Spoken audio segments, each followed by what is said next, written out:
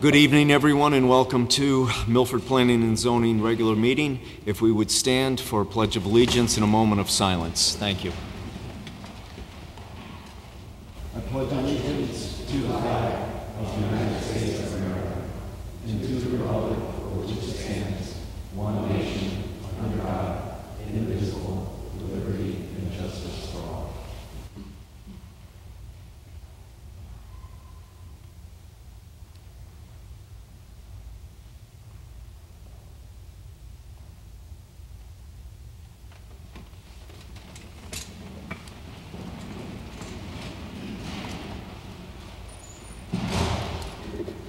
Again, good evening. Welcome to the December 19th Milford Planning and Zoning meeting. If I could have attendance from my left, please. Good evening. I'm Brian Collegian. Nancy Austin. Mike Dole. John Grant. Jim Quish. Carl S. Moore. Tom Nickel. And I'm Board Chair Scott Marlowe. First order of business is under new business is item 1, CGS 8-24 approval of the Mayor's Capital Improvement Plan 2017 through 2021. Mr. Griffith, you were going to give us the highlights of that? In brief, this is the Mayor's Capital Improvement Plan, essentially the procedure or the process is that this would go before this board much like an 824 would, and presumably get referred to the Board of Aldermen for approval. If there's any specific questions, I'll take them in and refer them back to the Mayor's office. Any general questions, I'll try to answer them. Thank you. Are there questions from the board? Seeing none, thank you. Mr. Solkis, we need to take a motion on this, correct? I would entertain a motion. Mr. Dolan? Make a motion to approve. I'll second. Motion's been made and seconded. Is there any discussion on the motion? So we'll take a vote. Mr. Collegian? I'm with the motion. Ms. Austin? With the motion. Mr. Dolan? With the motion. Mr. Grant? With the motion. Mr. Quish? With the motion. Mr. Moore? With the motion. Mr. Nickel? The motion. And I am with the motion as well. Motion carries. All right, next item of business is item 2, is 58 Prospect Street. It's in MCDD district. Petition of John Wicko, agent, for a site plan and CAM for new parking lot for a mixed-use building on map 54, block 818, parcel 2, of which Weppawag Prospect LLC is the owner. Good evening, Mr. Wicko. And before we get started, I just wanted to bring to the board's attention that I did receive some correspondence from 2 neighbors who had some concerns about the site plan. Good evening. I will be addressing those also. John Wicko, 50 Broad Street, my office. Here for the application is called. The project is located at the end of there's a city park on Prospect Street at River and Cherry Street. It has the Weppawag River to the west and Prospect Street to the east. It's in the MCD zone. It's surrounded by all MCD parcels.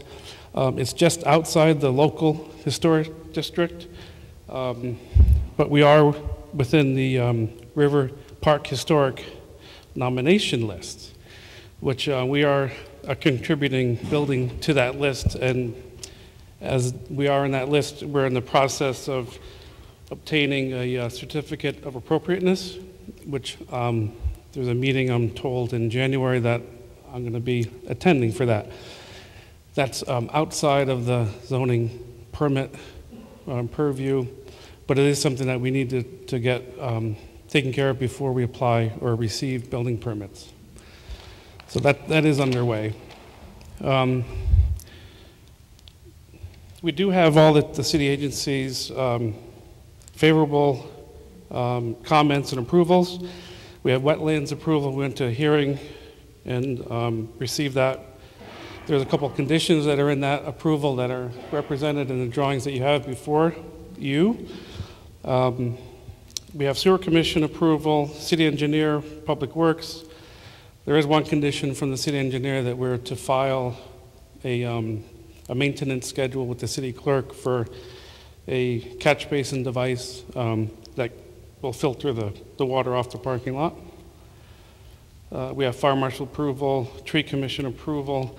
Through comments, we don't have the actual report, but I want to recognize Kate is here this evening if any questions come up, but I've been briefed of what it is, and I'm going to address those comments also. And building, of course, has no comment. The application is a mixed-use office with a second-story existing dwelling unit and the first floor office, meeting the regulations as presented, and as I said, have the required department reviews with approvals. If I can go to the plans, we have, I mixed up the order of the drawings that you have, just the way I'm presenting it. We have existing EX1, which shows the 2 floors of residential, first and second. We have the survey done by Ron Wasmer, CCG, which we used for the base drawing and also the engineering for this project. It shows the existing house. It also shows the existing parking, which are pretty much on the city property and the property line. And then some grading that shows the grade towards the river.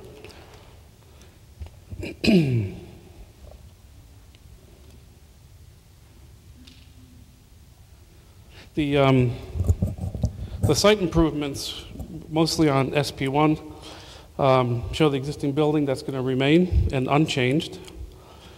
We are doing some minor handicap work. We're adding on to in front of a small shallow ramp that'll give us access to the building that's required. We're also providing concrete curb, apron, and sidewalk.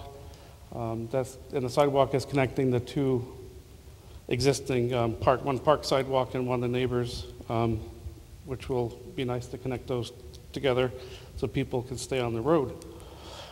We also have a 3-foot high picket fence with plantings in front of it, and also lawn for a proper snow shelf for the city street. We're proposing an 8-space parking lot with 1 handicap space that's in front of the building itself.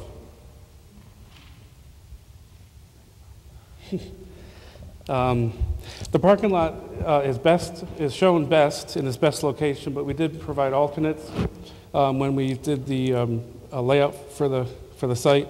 We looked at the north side of the lot, but that was actually too small for clearances, for distances and turning radiuses, and also for access.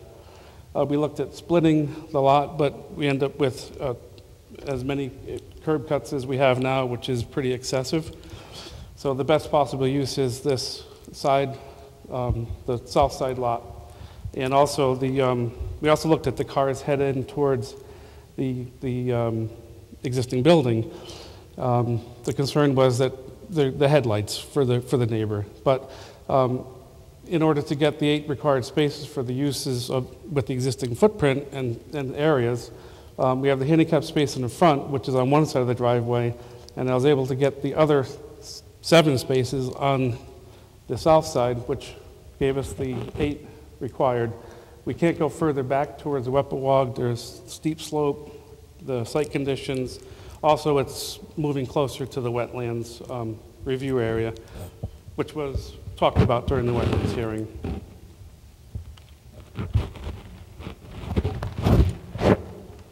The other features are there's existing lawn on the north and west side, which are going to remain. So we're really doing minimal disruption to the site itself. The stormwater is engineered as approved by city engineer with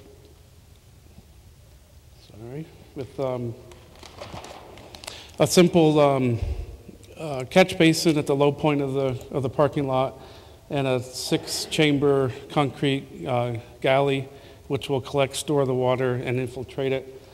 Any overflow that may occur during a very, very extreme storm will be directed by a pipe to a grassy level spreader, which is in the lower flat area, which is part of the flood area of the floodplain of the river. Landscaping, generally, all the existing trees are remaining. We're not taking any of the major ones out. We are removing some that are in the drive aisle. There's some flowering bushes and a dogwood tree that are all small in nature. The front, there's existing street tree which we're keeping. We also have plantings that are part of the requirement for the MCDD to shield the cars. In addition to that, we have a historic in nature fence. We're trying to, that's the street view, just have a little more of a majestic historic feel to the property.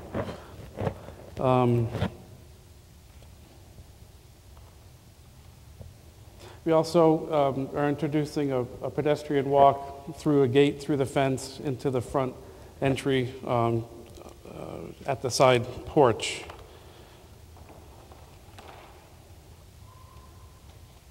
Let's see what else we have here. Just to complete the landscape, there is the condition from wetlands was to plant a hedgerow to kind of contain the snow from the snow shelf that we'll be using to clear the parking lot. It keeps it at a contained and a manageable size.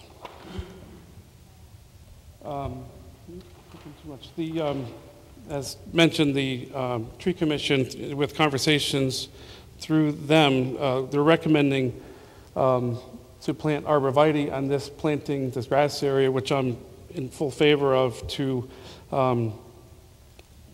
shield the headlights from the head-end car park position.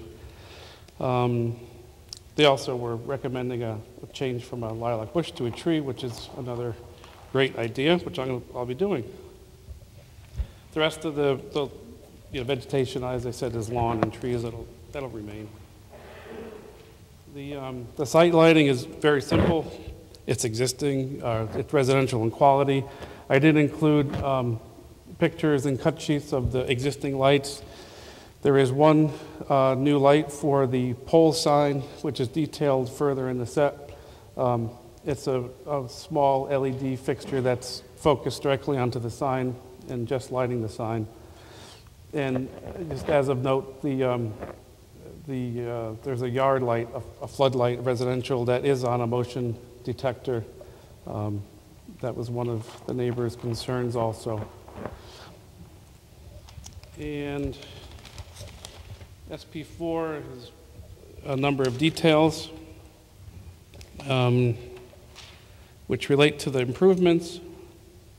That's where you can see the pole sign is detailed. That will be a separate permit, but I just wanted to include the whole, the detail of the fences. Really, that's one of the major improvements that I'm doing. There is a utility plan that shows that we are in fact hooked up to the public services that are provided from the city.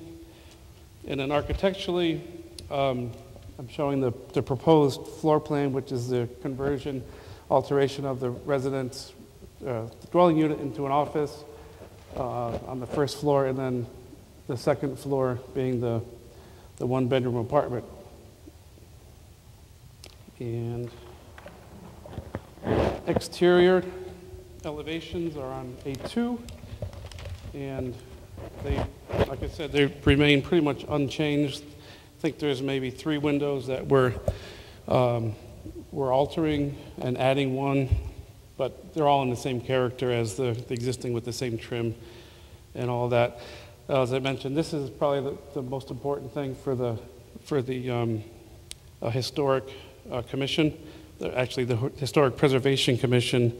They'll be doing an architectural review, which I think they're going to be maybe happy that I'm going to, as an architect, I'll be in this space and keeping it in good working order. And in reference to the letters from the neighbors, as I mentioned, number 58, the parking, we're proposing the arborvitae for a buffer. And I think I just spoke with the neighbor before, and they are in agreement with that improvement for the headlight issue. All the other issues I pretty much have gone through with the presentation and are adequate, and just that this application meets the regulation and is a permitted application. And the second letter from number 38 are basically some of the same items. Some maybe are a little removed from this site, so they've been addressed, and we have gotten all the city department reviews, which look at many of the same things. And sorry for the lengthy presentation, but this is rather important to me since I'll be occupying the first floor. Thank you. Thank you. Mr. Solkis. I've really nothing to add to that other than to let you know that it is zoning compliant. Thank you. Are there questions from the board? Yes, Mr. Quick. The floodlight, will that spill onto the neighbor's property, or is that focused in at the building? It is focused downward. And I did have on the lighting plan the foot candles, which are very far. The permitted foot candle is, I don't know, 40 feet away from the neighbor's property. So it is focused down, and it is on motion also. You have spoken with the neighbors, so if that was a problem with them in the future, you could easily enough adjust the I said I'm direction. always accessible, and anything that you need from me, we're neighbors, so. Great, thank you. We'll take care of it. Other questions from the board? Yes, Mr. Nichols. Mr. Wyckoff, Yeah. the observation of the city engineer indicates that no curbs have been indicated, and they are a requirement, the curbs, the aprons, and the sidewalks? Yes, Mr. Nichols, that was a first review that he wrote up. Since then, we have addressed all the issues that are in that letter. And the second one, he says everything is in compliance. We do have the concrete curb, apron, and sidewalks. It was the curb part that I missed at the street. So it's all in the plans that you have. Other questions? All right, seeing none, thank you, Mr. Wickham. Thank you. This is not a public hearing, so I would entertain a motion on this item. Mr. Dolan, Make a motion to approve as presented. is there a second? Second? Mr. Nichol. There's a motion that's been made and seconded. Is there any discussion on the motion? All right, seeing none, we'll take a vote. Mr. Collegian? With the motion. Ms. Austin? With the motion. Mr. Dolan? With the motion. Mr. Grant? With the motion. Mr. Quish? With the motion. Mr. Moore? With the motion. Mr. Nichol? With the motion. And I am with the motion as well. Motion carries. Thank you. Next item on the agenda is under public hearings, is item 3, 0 Shellen Street, HDD, petition of Kevin Crusaden for a special permit and site plan review for outside storage and auto repossession yard on map 51, block 936, parcel 17K, of which Jordan Realty LLC is the owner. Mr. Crusaden.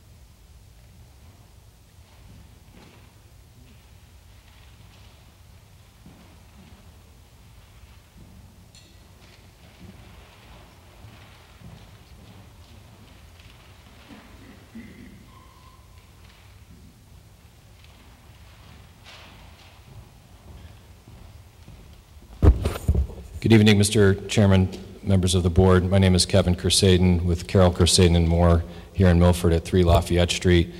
This is the continuation of the public hearing for 0 Shellen Street. There was a question about the storage containers that were shown on the original site plan. So what I've provided tonight, I've passed out a couple of things. I've passed out several photographs, which is one of the first issues. We had passed out some previous photographs, and we had talked about what the color of the building would be. And we had said, not that this is an architectural review area zone or anything like that, but we had represented it would be barn red. In speaking with my client, he had said that they are going to actually have the building tan, which is why I submitted the pictures of one of their other buildings. So it'll be a similar tan color. It will not be barn red, just for clarification. I also passed out a site plan that's revised that just shows the detail of the proposed storage containers and the location, and also that they're properly set back from the sideline setbacks. That had been provided to Mr. Sulkus, and I think he may have emailed it out to some members of the board. The other item that I left with the board was a letter from Milton Gregory Grew, architect, regarding the site development plan, and we asked for an architect review just because there was some questions about the storage container and what is it? Is it an accessory use, as Mr. Grant had suggested? Is it an accessory structure? I hadn't had an opportunity to speak with Mr. Sulkus about that since our last meeting, and since we've redone the plan, revised the plan slightly just to really call out the detail. But I would point out in the letter that as an architect, Mr. Grew has stated there's a proposed 40 by 60 foot building, and alongside 2 sides of the building there's proposed to be 2 storage/shipping containers. The proposed use of the parcel is well within the permitted uses of the HDD zone, which are the same as the industrial zone. The goods that are stored in the storage shipping containers are kept in those containers temporarily, but are part of the permitted primary use of the property, which is outside storage. He goes on to say these storage containers are not buildings as defined in the Milford zoning regulations because they're not intended or approved to be buildings. They're not permanently affixed to the lot. They do not appear to meet the definition of structure according to the Milford zoning regulations, either because of the examples of structures in the zoning regulations are all elements that are permanently affixed to the property. These containers, similar to tractor trailers, can be removed or replaced on the site simply by being loaded or unloaded with flatbed trucks. They're common in industrial zones and sites and are often located immediately adjacent to buildings, similar to refuge, rubbish, or recycling containers. And he sees nothing in the Milford zoning regulations that would prohibit this use. And he goes on to talk about the building code, which is probably not really your concern. This is probably too much time spent on the storage containers. I've had detailed discussions with my clients on this. We believe it's an allowed use. I went back to look and see where we started on this process, and actually my client signed a contract to purchase this property December 16th of 2016. And it's taken us this long to get to the hearing process. Part of that is just the development of the plans, and the other part of that is just how the process works. We are under a contractual deadline. We've gotten numerous extensions of the contract, contract closing date.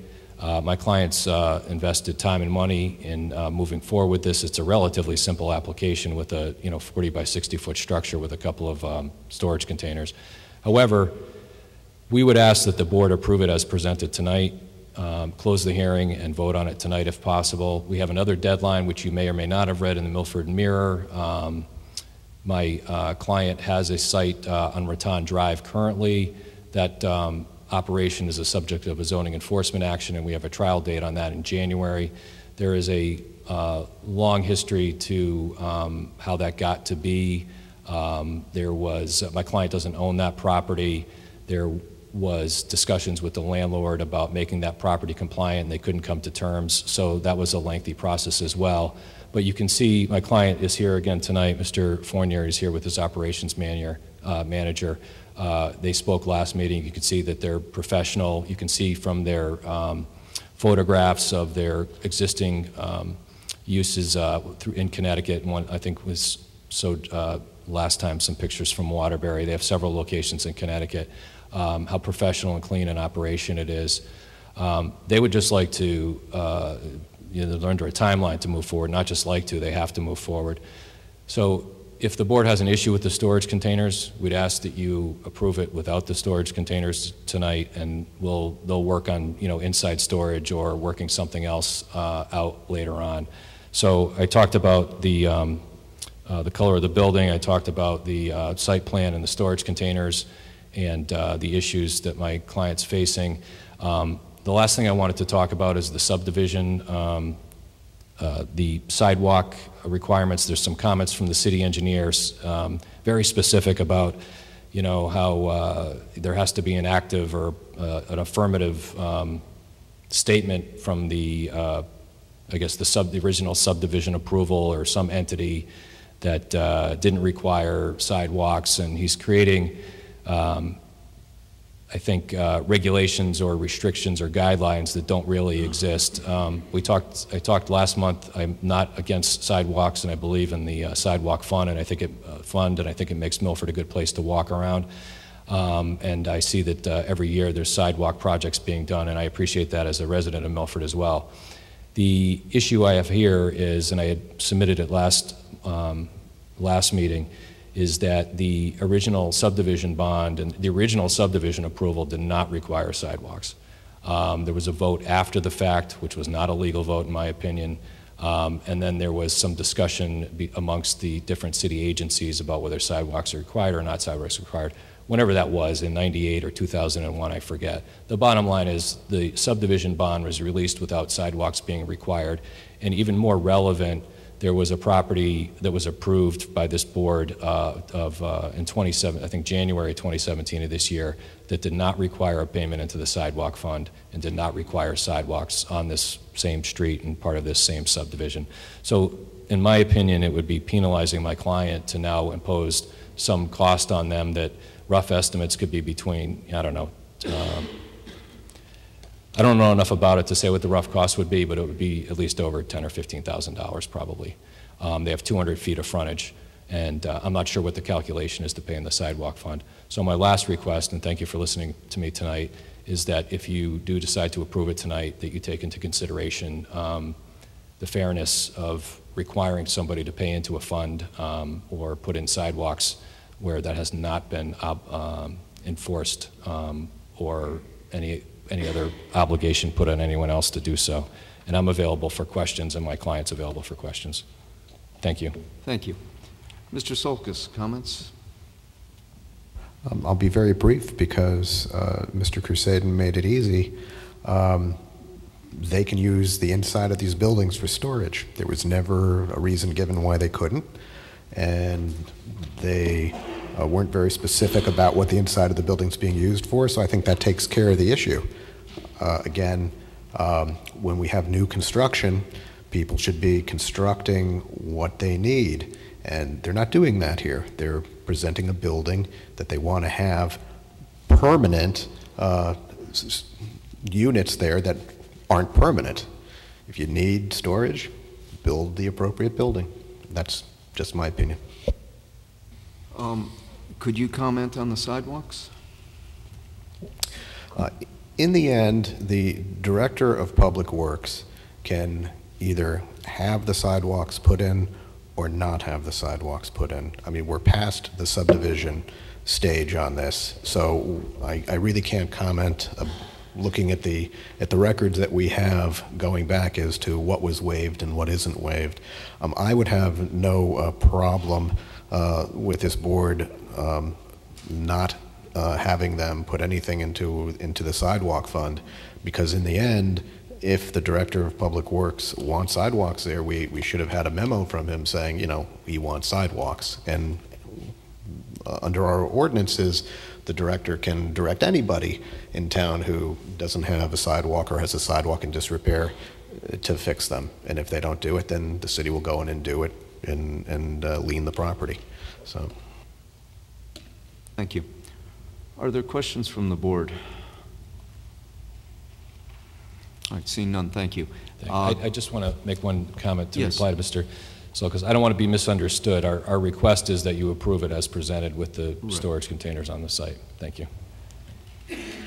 Thank you. This is a public hearing, so at this time I would invite anyone that is in favor of this proposal to come forward, state your name and address, and if you would keep your comments to about 3 minutes.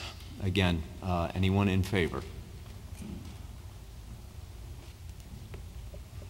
All right, seeing none, at this time I would ask if there is anyone that is opposed to this proposal. Again, if you would come forward, state your name and address, and address your comments to the board, and keep your comments to about 3 minutes. Anyone against this proposal? All right, seeing none, at this time I would think we would want to close the public hearing, and I would entertain a motion on this. Mr. Quish. I'd like to move that the application be approved with, without the exterior containers, but also with the caveat that we are not requiring sidewalks or payment into the sidewalk fund. Just a question on that for Mr. Sulkus. Do we have the authority to not require sidewalks? The Director of Public Works has the authority to either say yes or no to sidewalks. Having said that, when a subdivision comes before you as brand new, you can require sidewalks because that's part of those regulations. But that's when something is new. This is not new. Yeah, so I just wanted to put it in the motion that we are not specifically requiring them. If the way the law is that the Director of Public Works can overstep that decision, that's nothing we can do about that. But I'd like it to be included in the motion that we are not specifically asking for sidewalks or a contribution to the fund. Thank you. Is there a second on that motion? I'll second. Mr. Grant. So there is a motion on the table that's been seconded, and the motion is that we approve this proposal without the outside storage containers, and that we are not specifically requesting the applicant to install sidewalks or contribute to the sidewalk fund, but that is at the discretion of the Public Works. That's the motion. Is there any questions on the motion? Mr. Moore. Now, if we want to have the application presented as is, if we want to have them have the containers on it, do we have to vote on that with his motion, or should we wait till after the votes have been placed? We would have to, there's a motion that's been on the table and seconded without the containers, so we would be voting on that motion unless the motion wanted to be changed. But right now there is a motion on the table that is without the containers, so we would have to vote on that motion. So motion's been made and seconded, and at this time I would ask for a vote. Mr. Collegian? With the motion. Ms. Austin? With the motion. Mr. Dolan? With the motion. Mr. Grant? With the motion. Mr. Quish? With the motion. Mr. Moore? Without the motion. Mr. Nichols? With the motion. And, Mr. Moore was against the motion as proposed, and I am with the motion. So motion passes. Thank you.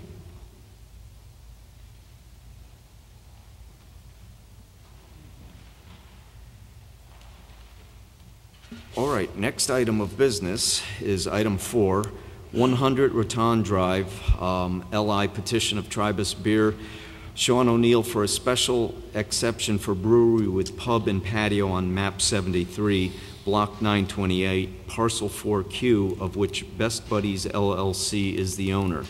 Now, we did this, there is no public comment on this, and this is totally up to the board. Now, we closed the public hearing at the last meeting. So at this time, I would ask if there is any further discussion amongst the board on this item. Yes, Mr. Quish. You know, we hear a lot of times, more specifically with the 830G applications, we have people from the neighborhoods come up and give their opinions. In this case, we have had people from the neighborhood on both sides. Some were for it, and some were against it.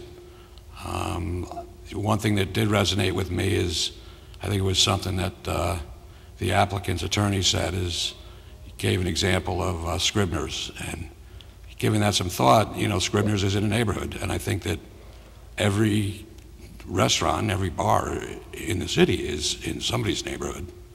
So I feel that the brewery and the brew pub is kind of more like a winery. It's not like your standard nightclub, different hours, different culture, and I think it would be an asset for the city. So. Are there other comments from the board before we, yes, Mr. Moore?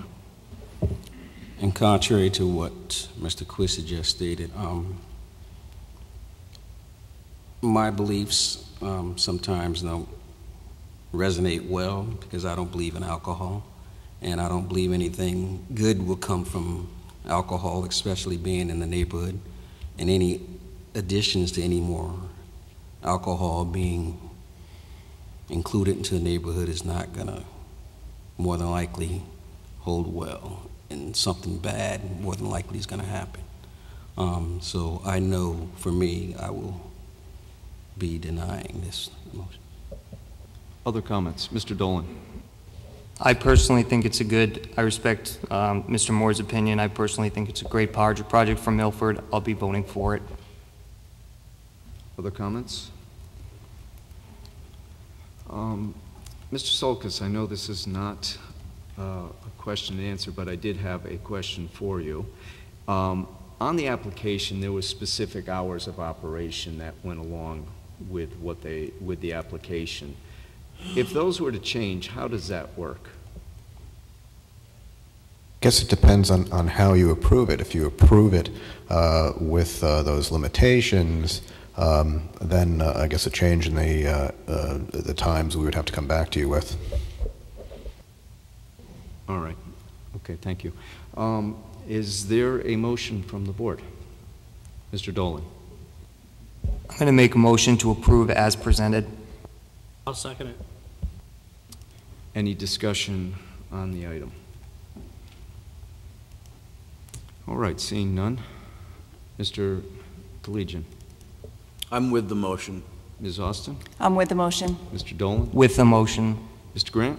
With the motion. Mr. Quish? With the motion. Mr. Moore? Against the motion? Mr. Nickel? With the motion. And I'm with the motion. So, motion passes.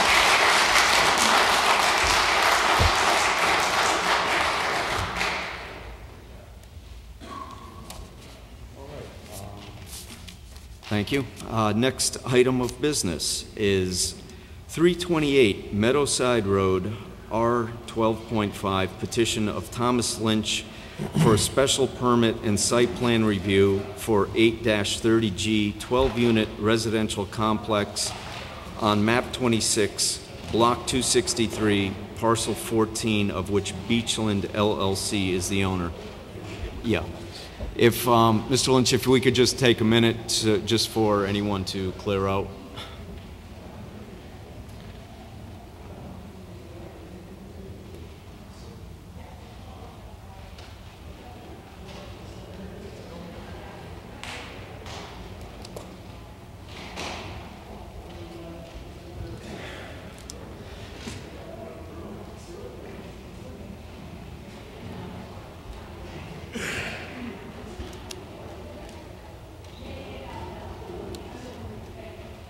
You didn't have anything else.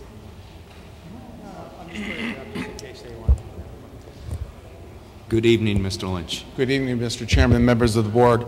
Again, for the record, Thomas Lynch representing the applicant on this matter.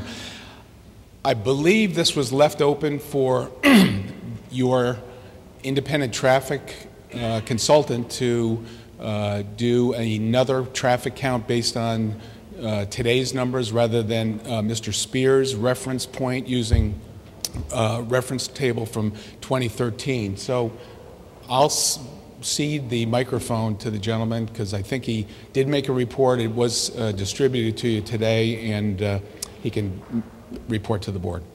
Thank you.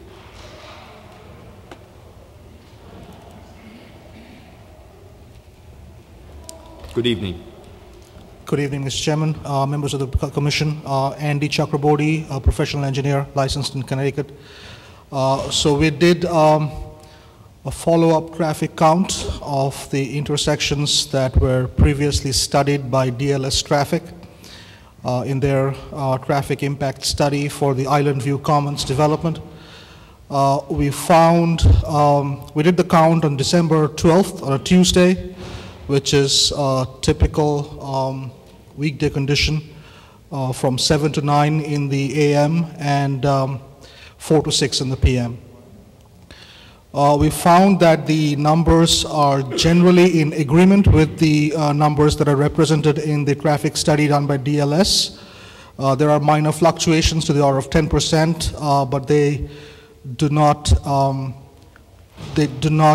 invalidate the traffic study. The traffic study is good within the margin of error.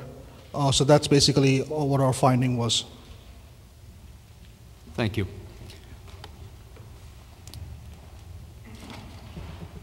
Mr. Chairman, other than that, we had concluded our presentation to you at the last public hearing. So we stand by the comments that we've made to you during the presentation. We feel that the application meets all of the standards set forth in the statute, and we'd ask that you approve this application. Thank you. Thank you. Mr. Sulkus. The only thing I'd like to add is on the landscape and lighting plan, you know, they do a fairly decent job, you know, showing the landscaping. But this board typically in the past with this particular kind of development has often, not always, but often asked for fencing to separate the property from the neighboring properties. And they're not showing that here, and I'm just asking or quizzing the board if you want to perhaps add something like that. I know that would go, I won't say a long way, but part of the way to, I think, make some of the neighbors a little more happy with what's going on there. Thank you. And just to add to that, my client has no objection to that condition. Thank you. Thank you. Are there questions from the board? Yes, Mr. Cush. I see that there's no sidewalks getting the or providing a safe passage for tenants to get out to the road to maybe get to the bus stop. You are putting sidewalks in across the road, but I don't see any sidewalks on the site. Is that an accurate look at what you're presenting?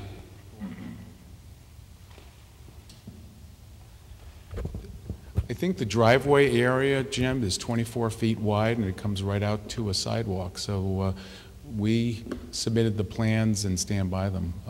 You know, there is the parking area sufficient for people to walk. It's not as deep a piece of property as, say, the field property across the street. I think that was a consideration or point of discussion during that application. But that was a much longer parking area. This is a shorter parking area, so we didn't provide for that.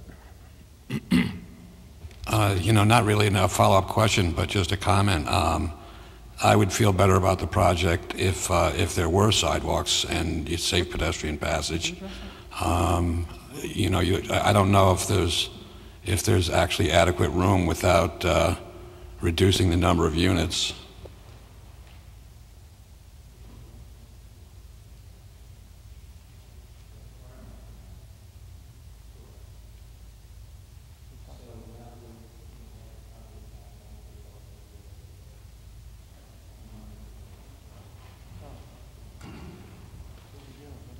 The purpose of the driveway area was to provide parking for the residences, which would be inside the buildings mainly, and then you have the visitor parking basically outside. Since it's such a short walk to each building or to each residence, sidewalk probably wasn't required or necessary. However, if there's a sidewalk that you're requesting from the street side, from the right-of-way, all the way to basically the perimeter of the property, we can add that. It'll just reduce the landscape area a little bit. Or we wouldn't have to have a raised lip across the street on Meadowside, on the other side. 4 feet of the 24 feet was made a sidewalk. Remember we put that there? What's that? We could do that here. Yeah. Yeah, we could do that. Yeah, so. And of course, Mr. Colombo's a contractor in excavation and whatnot, so that he did the work on Meadowside, the field project across the street, and he just said of the 24 feet, 4 feet can be made a paver area as a sidewalk with the... So that would be without a curb. Right. Another question, a different question. The upper floor has a bedroom and a den or office space. What would prevent a tenant from getting into a roommate situation where there's Jordan Lake College dorms, there's 2 people per room and 4 people living there? Will that skew the sewer numbers and the parking numbers? And the same architect has drawn these plans as he's done the ones on Gulf Street and the ones on West Main. They all had 1 bedroom with dens without closets in them, and that's the way that they were set up. I understand. Those were all approved. I do understand that's how they were submitted and approved. The question I would have is if that's actually how they're being used, and are there really not 2-bedroom units in a sense, because once the tenant's in there, they can make it a bedroom. So my question then would be to staff is there anything that that protects the numbers in terms of sewage use and parking with that thought in mind? Well, I can tell you that the sewage use is based on the fixture counts of the units. So they don't look at the number of people who potentially occupy the units. It's how the units are submitted. So whether there's 1 person living there or 10 people living there, it's under their rules the same sewage use. Regarding parking, I'd have to go to the parking table, but I believe were these parked at 2 spaces per unit? Yes. Right, they had the garages. What's the total parking count?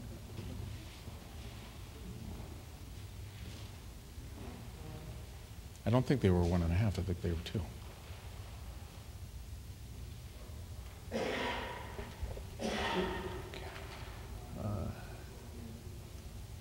They have 27, according to their parking chart, they have 27 spaces. 15 are surface ones and 12 are garage spaces.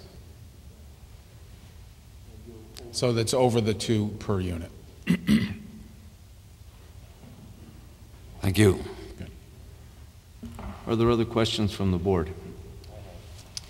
Yes, Mr. Nichols. I have a question for staff, please.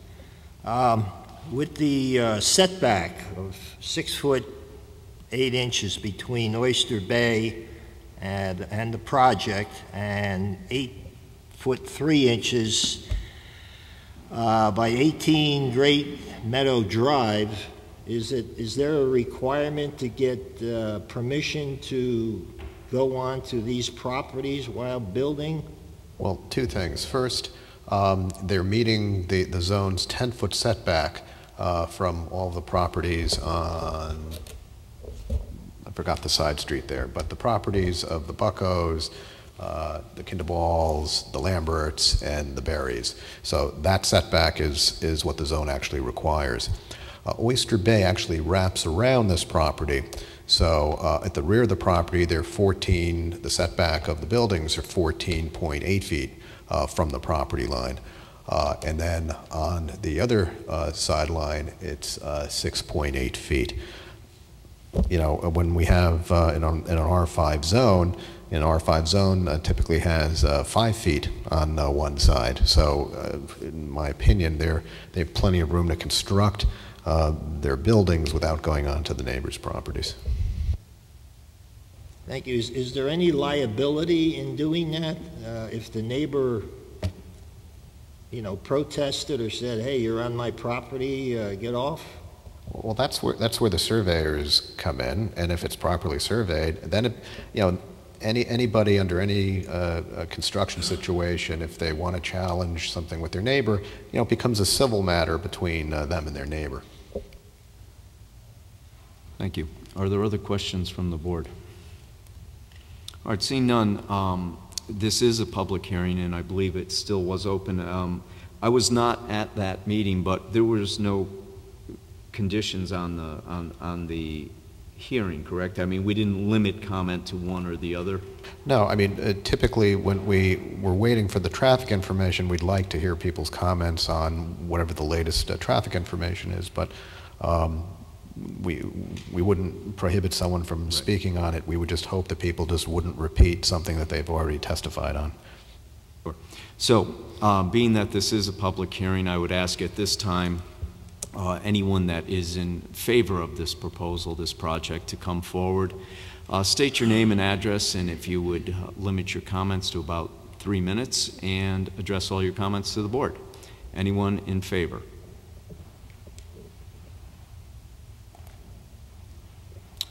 All right, seeing none, at this time I would ask again if there's anyone against this proposal that would like to come forward. If you would state your name and address and limit your comments to about 3 minutes, and please address the board.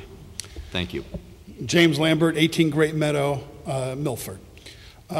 Bunny Fields project on Meadowside, across the street from 328, originally requested 6 buildings, with this board saw fit to reduce to 5 buildings. That's 5 buildings on an acre of flat land. I request the board also reduce the 328 project to 3 buildings. After all, it's half the land that the Fields project was built on. Attorney Lynch wants this board to approve the client's project. He noted the last public hearing that the project is similar to 65 Plains Road project. He failed to mention that 65 Plains Road is zoned differently than that of Meadowside, which is zoned R12.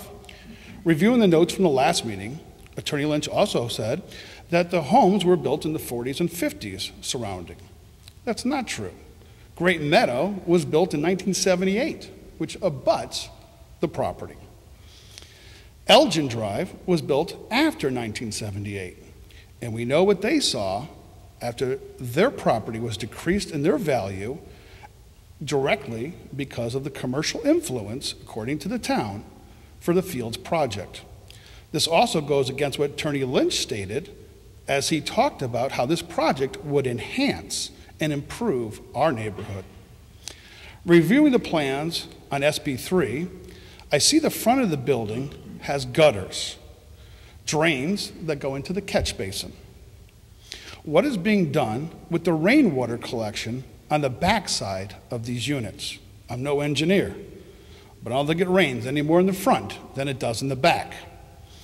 Bunny Fields engineers' drainage calculations failed to be efficient and negatively impacted the neighbor directly behind his project.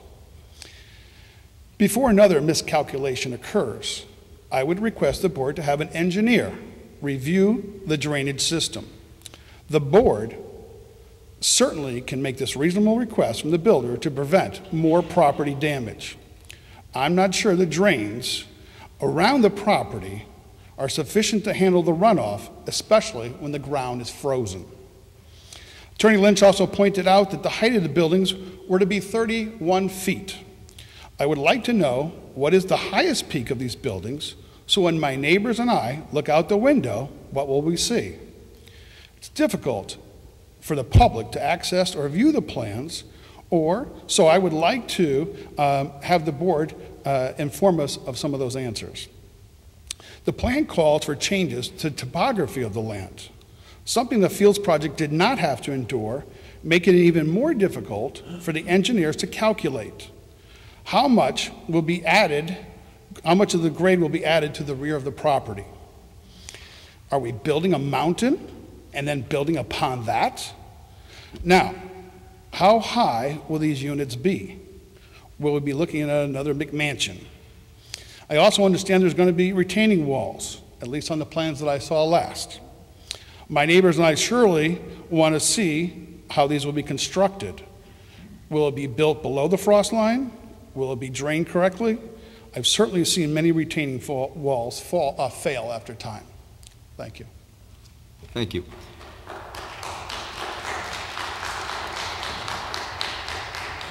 Good evening. Good evening. My name is Larry Johnson. I live at 103 Orchard Heights Drive in Hamden. I'm a unit owner at Oyster Bay, and I'm a member of the Board of Directors. I would like to summarize a letter which the Condominium Association sent to David Sulkas, who shared with the board. We have concerns regarding the proposed development at 328 Meadowside Road. Our concerns include traffic, tree removal, and drainage issues. The development will add to traffic on Meadowside Road, as will future developments at Silver Sands State Park. We understand you've had a new traffic study conducted this month. We urge you to review it in detail to see if there are any possible public safety issues with traffic. Presently, there are many trees and bushes along the common property line between 308 and 328 Meadowside Road. They provide an effective visual barrier. We would like the board to require the developer to maintain the existing barrier and replace anything which is damaged during construction. The property at 328 Meadowside Road currently sheds water, rainwater runoff to the western portion of our complex. The runoff has created a high water table, which results in seepage into the basement of 308 Meadowside Road and deterioration of our parking lot. We have read the city engineer's report of December 1, 2017, and request that the board follow the city engineer's recommendations and require that the developer install footing drains along all footings and discharge the collected water to the stormwater system. Thank you. Thank you. Good evening. Good evening. Adam Weber, 54 Lookout Hill Road. I'm a recent graduate of UConn with a degree in civil engineering, currently work at a local firm which I do not represent.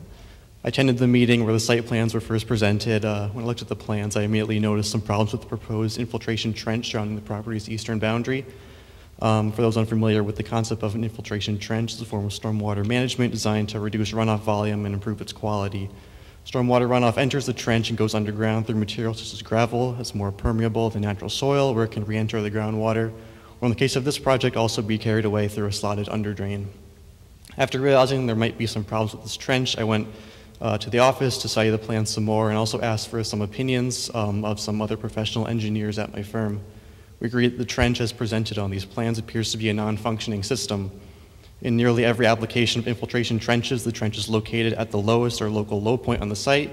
This allows runoff to collect over the trench and take its time to naturally percolate downwards. On the grading plan, the trench is clearly designated as being on a 4-to-1 slope or 25% slope. While these trenches can technically be constructed on a slope, there would have to be a berm on the downhill side to contain the stormwater, let it pool up and infiltrate the soil. There is no berm on this plan. In addition, the top layer of the trench is labeled as being grass seed and soil, whereas a more functional construction would be to have gravel all the way to the surface, as it's easier for water to infiltrate that than soil, especially since the trench is on a 25% slope. Infiltration trenches are not like the storm drains in the street that catch pretty much all the water running towards them. Stormwater infiltration takes time as it's a natural process, and so any runoff attempting to enter the trench needs to be contained to that specific area, again by generally being constructed at the low point or having a berm on the downhill side. If this trench is constructed as shown, the stormwater will simply run over top of it and onto the adjacent downhill properties. So say the trench does collect infiltrated stormwater. If you look at the plans, you'll see the trench does not connect to anything else on the site. So if a heavy storm fills up the pipe and voids space in the gravel, there is no overflow outlet and it's no longer functional. When the water does eventually infiltrate back into the ground, the EPA recommends not having trenches within 100 feet of building foundations that are downslope. The Oyster Bay condominium foundations are approximately 60 feet downslope. Most applications of infiltration trenches also have cleanouts or observation wells to facilitate maintenance of the underdrain. Neither are called out on the site plans. How is the system going to be maintained if it clogs up?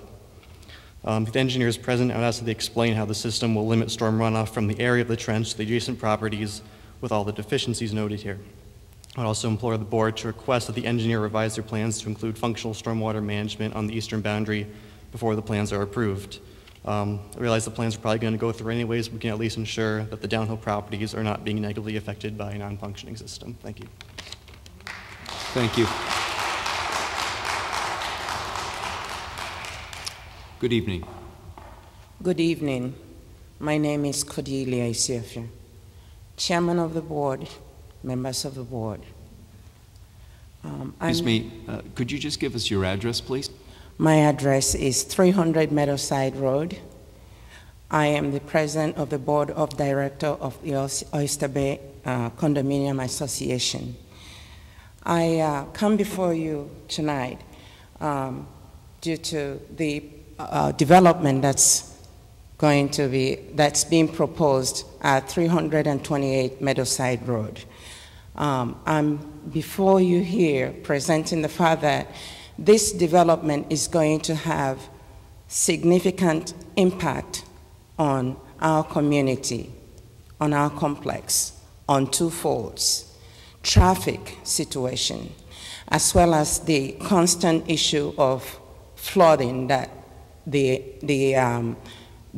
property, the 308 Oyster Bay Meadowside Road is currently undergoing right now. We have had to deal with flooded basement because of the excessive surface water runoff that's impacting the complex. And as the current study shows, the study that's ongoing now, the traffic situation also would lead to increased traffic on Meadowside Road with significant security issues that may arise. Also, I would like the board to be aware that the proposed development at Silver Sands State Park would also lead to significant increase in traffic. So we are asking you to use your esteemed office to take all of these matters into consideration, because the development, if it's allowed to go on, is going to significantly impact our investment on our homes in terms of the value of the property. For instance, when the development goes on, trees are going to be cut down. We are really appreciative of the fact that you mentioned the possibility of building a wall, a privacy wall. Yes, we do like that, but also the trees provide natural barrier and privacy, and we need that because we pay taxes, and we are concerned about the exposure that might happen if the trees are cut down and they are not replaced. So if the developer is required to replace those trees cut down, we will really highly appreciate that. Thank you. Thank you.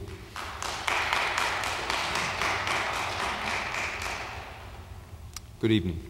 Good evening, Board. My name is Patricia Farley. I reside at 308 Meadowside. I have a couple of questions after the last meeting that I was concerned about. The first one is, again, in regard to the trench, and how long it would be, if it would be concrete, if it would just be dirt, and if it will end up becoming a breeding ground for mosquitoes, which would also be very difficult to the people in the area. There are two elderly complexes, and there are a school. And as we all know, mosquitoes carry a lot of disease, including West Nile, which can be fatal. And if this is going to be a breeding ground with stagnant water, this can be of concern. The other is the fact of the traffic. The evaluation that was just done is up to date, but it will probably be obsolete once Silver Sands State Park is renovated. And there will be more traffic. According to the Milford Bulletin, it said that 250,000 people visited Silver Sands this last year. I also know that they have closed it on occasion several times because it was full to capacity and they were not able to allow any more traffic into the area. With the proposed development, it's going to attract more people, out-of-towners, and a lot of other visitors from other areas. I've also noted on I-95 there are signs saying to get off this exit for Silver Sands, which never before was put there. So it will attract more traffic to the area, and the traffic report that is now recent will be obsolete before Silver Sands is completed. Thank you. Thank you.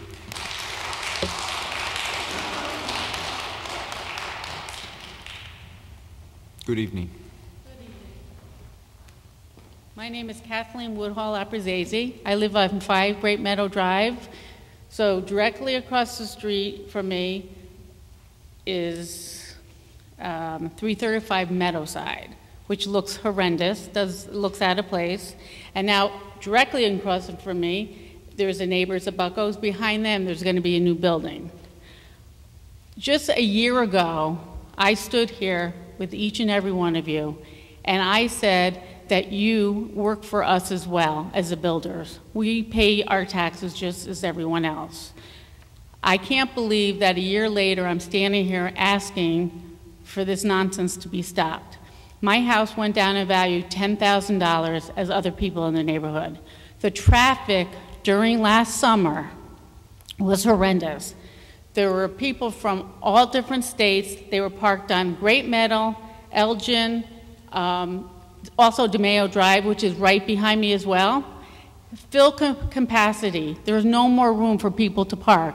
They were ending on our street. So what's going to happen when the state does their renovations? There is too much traffic on Meadowside Road, and with this complex, it's just going to make things worse. So I am pleading to you. I understand about the 830G, but you know what? I want to know why our neighborhood is a melting pot for this. And the attorney has often said that Alberta Lodge is there, DeMayo Drive is there, Oyster Bay is there, those other condominiums there as well, but why dump on us? We are all middle-class citizens that work really hard every day. We maintain our home, we pay our taxes, and we deserve to be heard and respected. These builders are the only ones benefiting from this. It's not the community at all. It's only the builders and the attorneys. And once again, I am pleading for you to listen to the public. Listen to us. We have a voice. And like I said, a year ago, I can't believe that I'm fighting for the same right that I believe is fair and just. Protect the citizens, not the builders and the attorneys of Milford. Thank you. Thank you.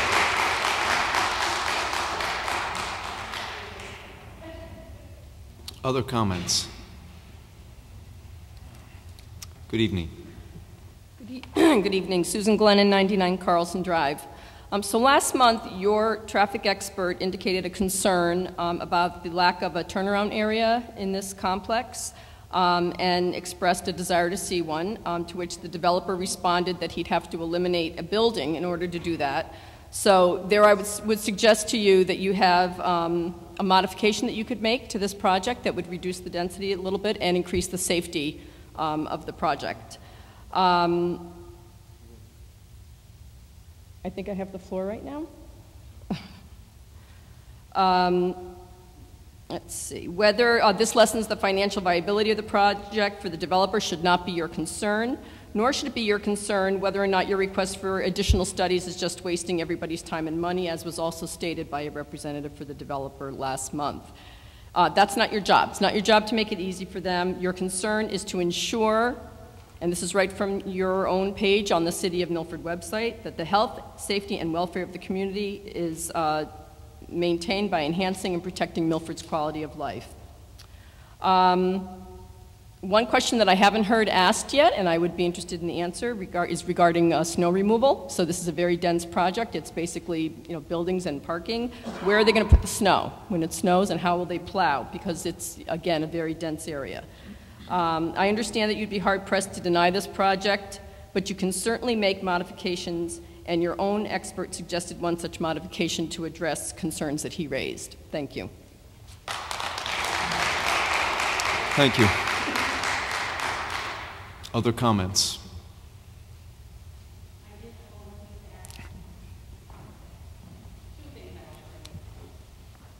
Because of the overflow last year at the Silver Sand State Park, on DeMayo Drive, people were having a barbecue.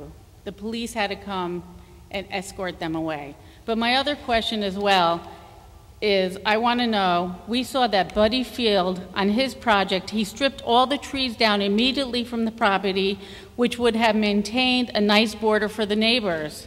I would like to know what the plan is for the trees on the border of 328 Meadowside R and will be removed as well. Will we get another 6-foot picket fence that blocks the view of the cars while we try to enjoy our time outside our homes? We're asking for green giants. That was proposed as well on 335 Meadowside, which never happened. So what is there? A 6-foot white fence. It does not give anybody any privacy. So once again, I am pleading to you, as your board members who represent the City of Milford, to help the community out. Not the builders, not the attorneys. Go somewhere else. Thank you.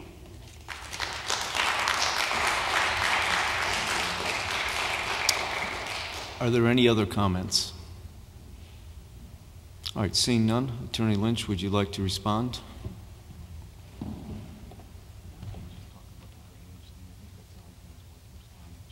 Sure.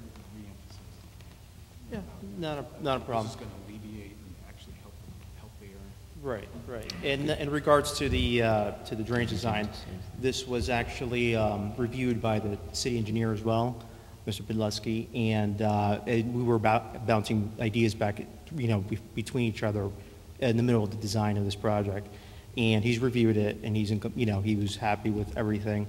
And then there was a letter that he stated where the footing drains should be connected to the overflow line leaving the site, which I have no problem with. We can definitely do that as part of the project as well. And also in the back, let me just take this with me. I thought the infiltration trench was going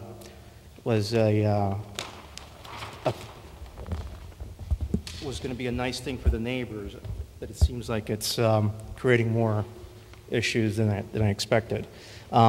Here we're going to be lifting up the slope a little bit, but we can easily remediate that by decreasing the slope to a 5 or 6 to 1 slope, so that there's not that much runoff. And since there's such a short area, a short run between this building back here and the property line, the 2-foot or 18-inch trench drain would more than suffice. There's like less than 15 feet of distance between the back building and the property line.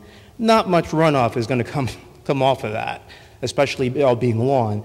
And mind you, the roof area here is all going to be connected to the roof drains leading to the infiltration trenches, the infiltrators on the site.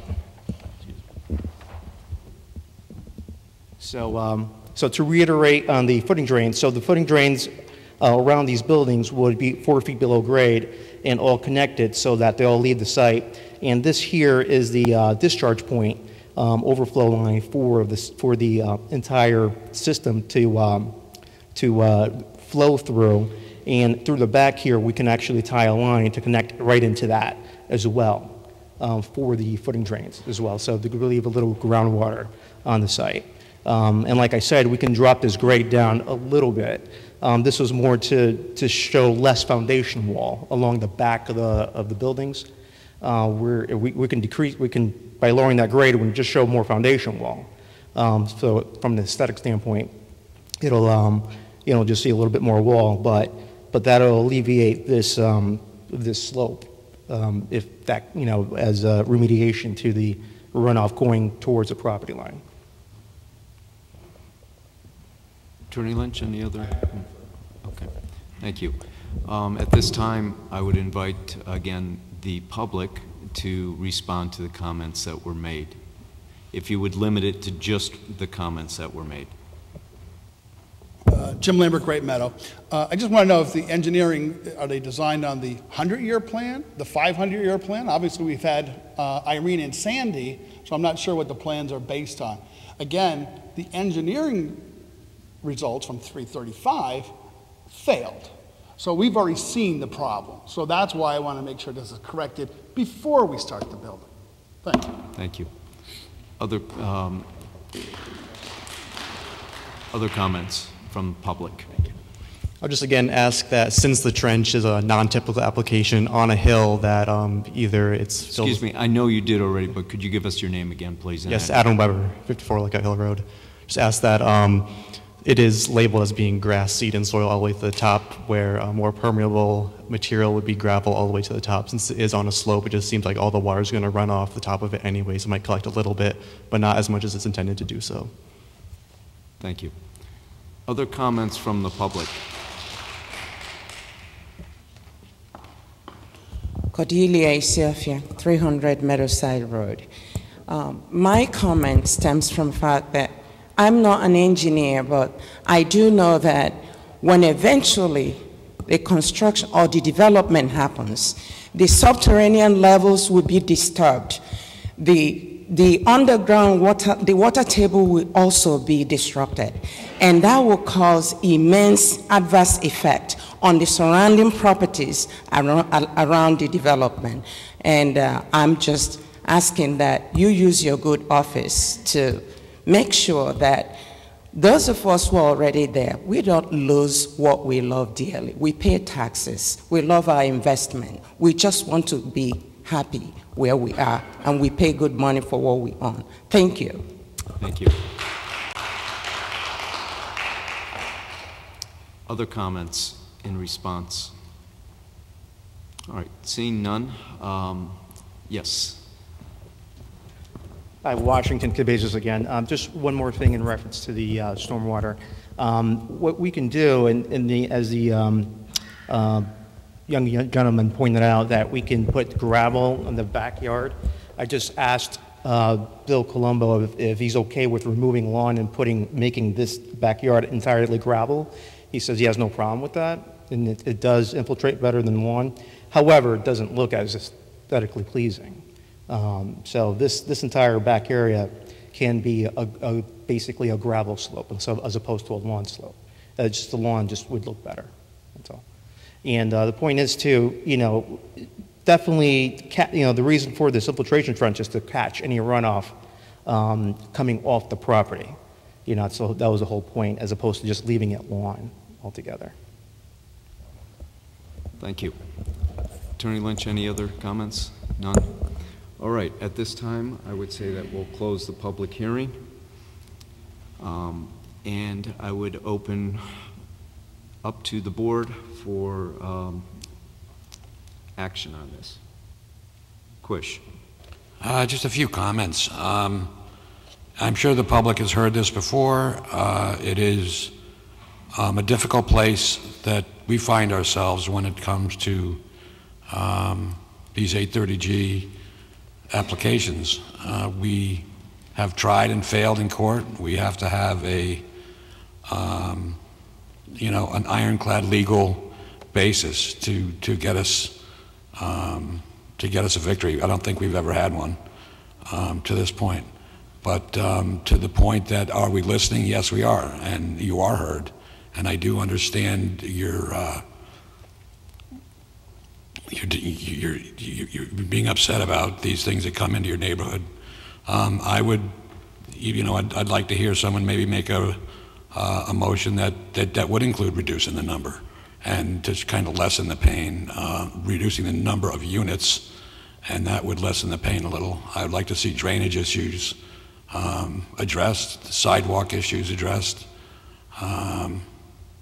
And, you know, there's the concept that the first peer review from a traffic expert raised concerns about turning radiuses on the site. So these are things that, you know, hopefully members of the board can think about and maybe discuss before before a motion is put forth.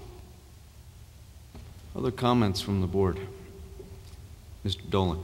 I'd agree with everything Jim said, starting with how the board feels bad for the members of the public. If it was up to us, a lot of these 830Gs applications would be straight out denied.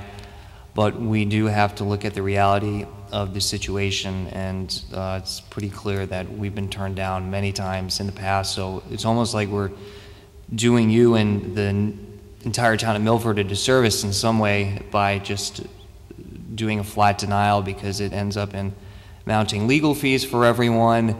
And the better course of action, in my opinion, is to modify the application in a way that is somewhat more palatable to the neighbors. It's never going to be very palatable. Couple things. I mean, today's my last meeting, so I don't know if it's going to be today.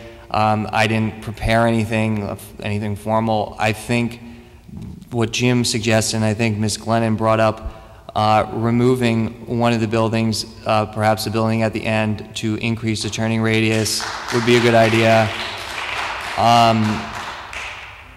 That's one thing I think I would put in there. Not sure if we want to go with the gravel at the back or the grass. I guess I would kind of defer to the other members who may have more of an engineering background. But that's one thing that I would like. That's really the thing that I think would be a good improvement. And then if the applicant wants to appeal it, then let them appeal it. But that's just my thought. Thanks. Other comments from the board? All right, seeing none, I'll ask for the board's pleasure on this. Do you want to make a motion on this or address it at our next meeting when everyone has more time to think about it? I mean, I normally like to have that extra time.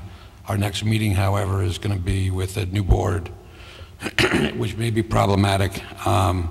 So I'll go ahead and I'll make a motion. I'll make a motion to approve the application and with the following changes. Eliminate the rear building, which would alleviate some drainage issues back there, as well as the density issue, and create some kind of a cul-de-sac that would provide a turning radius. I would like to see the curtain drains or French drains installed around the remaining buildings, and I would agree to and would propose that we have a paver walk path installed. And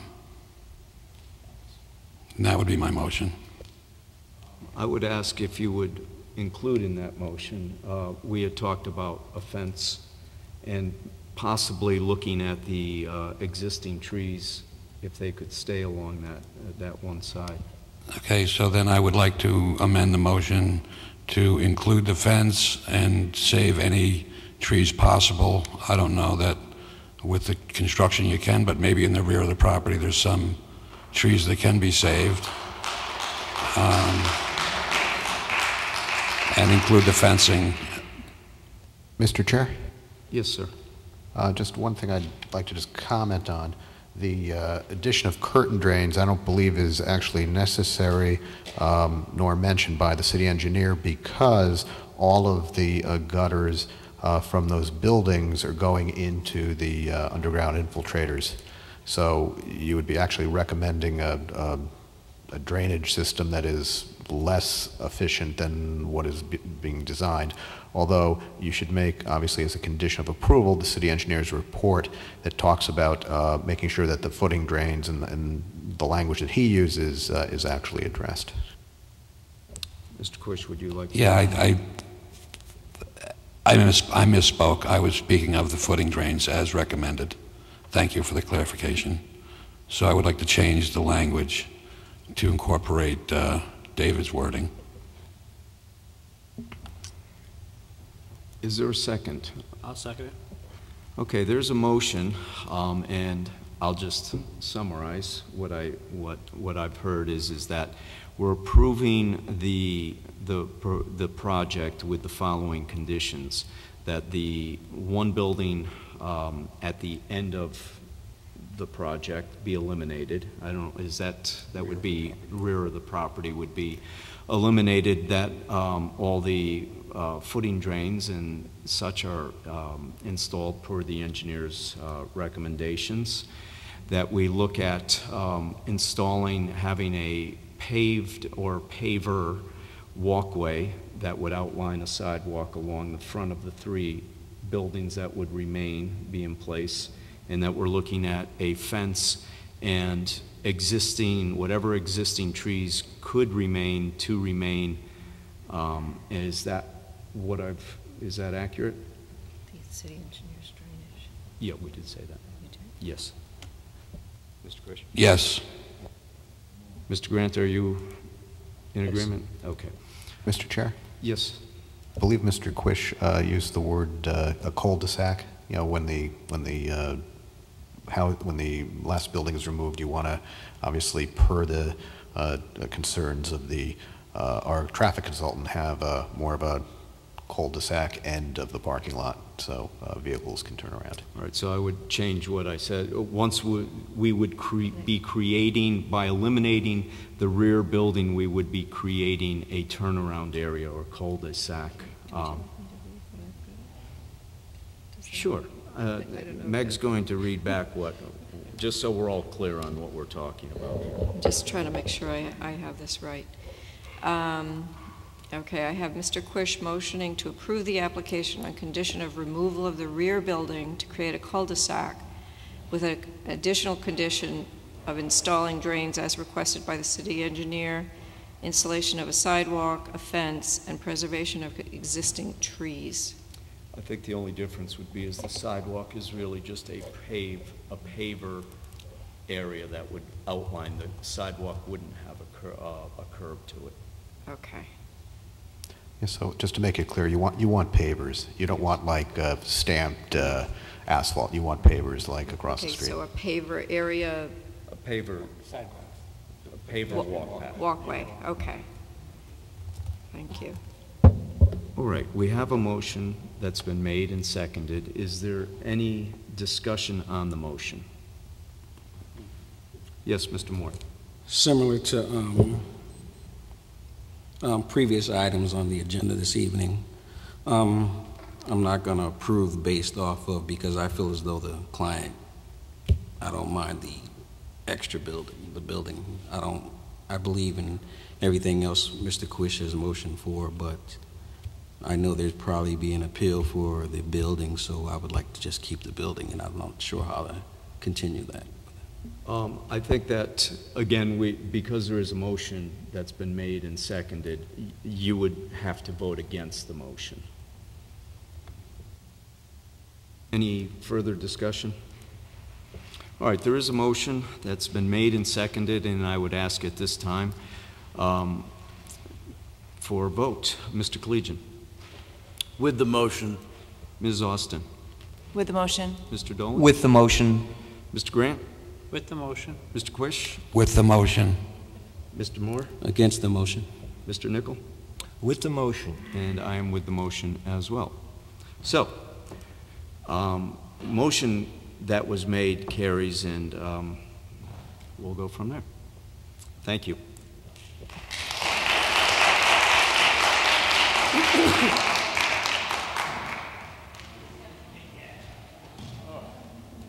All right, we still have a few items on the agenda, and first is the chair's report, and my report will be just that I hope everyone has a Merry Christmas and Happy Holidays, and look forward to getting back at it in January, where we will have a meeting to organize our leadership. So we'll go from there.